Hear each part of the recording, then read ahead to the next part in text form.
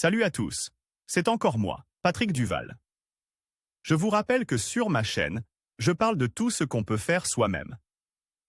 Abonnez-vous si vous aimez bricoler, il y aura plein de choses intéressantes.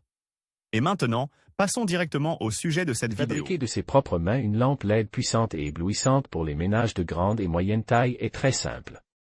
Tout cela est devenu possible grâce à l'apparition sur le marché de matrices de LED radioélectriques puissantes avec des pilotes intégrés. Une telle matrice se branche directement sur le réseau Canada 220V et ne nécessite que la présence d'un système de refroidissement.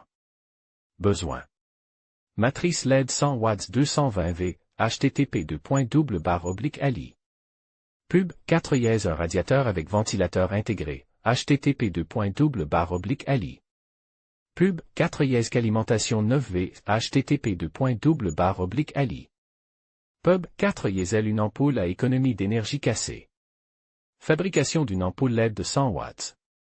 Démonter très soigneusement la lampe à économie d'énergie sans endommager l'ampoule, en l'éliminant de manière appropriée.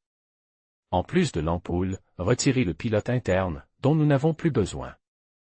De l'ensemble de l'ampoule, nous n'avons besoin que d'une partie du boîtier avec le culot. Démonter le bloc d'alimentation de 9 volts.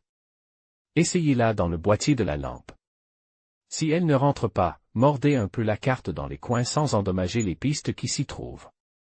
Nous prenons un ventilateur avec refroidisseur intégré, il est conçu pour une alimentation de 12 V. Essayez la matrice de LED sous le ventilateur. Percez 4 trous dans le dissipateur. Coupez ensuite le fil. Nous enduisons la surface d'adhérence avec de la pâtée conductrice de chaleur, puis nous vissons la matrice au dissipateur à l'aide de vis. Soudez les fils à la matrice. Soudez les fils du ventilateur à la sortie de la carte d'alimentation.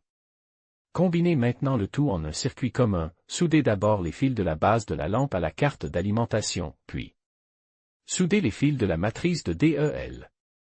La carte est placée à l'intérieur du boîtier de la future lampe. Fixez le tout avec de la colle à 2 composants. Placez le dissipateur thermique sur le dessus.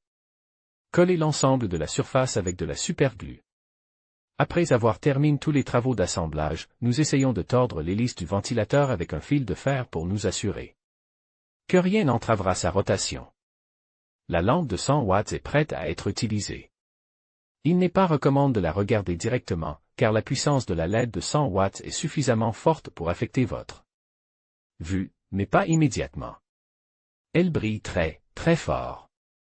Pour les petites pièces, cette puissance est suffisante, voire excessive. La caméra ne le transmet pas, bien sûr, mais la lumière est aveuglante. Ce n'est pas par hasard que l'unité de 9 volts est appliquée au refroidisseur de 12 volts. Tout ceci a pour but de réduire le bruit du ventilateur en réduisant la tension. Le résultat est qu'il est presque inaudible. Grâce au refroidissement actif, la lampe elle-même n'est pas plus grande qu'une lampe conventionnelle, bien que ses homologues en termes de puissance la dépassent de plusieurs fois.